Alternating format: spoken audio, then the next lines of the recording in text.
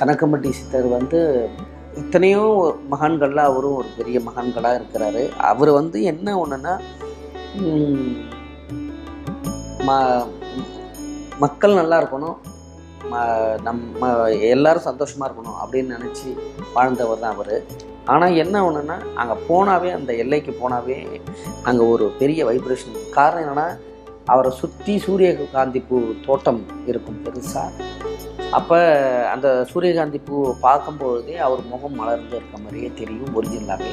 அப்படி அந்த பூமியில் காலை வைக்கும்போது நமக்கு ஒரு வைப்ரேஷன் உண்டாகும். அதுக்கப்புறம் அவருடைய ஆலயத்தை உள்ளே போயிட்டு நம்ம அவருக்கு பக்தி பாடல் பாடும்பொழுது அடுத்தது கண்டிப்பாக 2 நாளில் பெரிய மாற்றத்தை உருவாக்குவார். அது எப்பயுமே நான் உணர்ந்துருக்கிறேன். அந்த கோயிலுக்கு போகும்பொழுது கண்டிப்பாக நம்ம கணக்கம்பட்டி சித்தர் ஐயாவுடைய கோயிலுக்கு யாராவது போனீங்கன்னா போங்க, மறந்துடாதீங்க.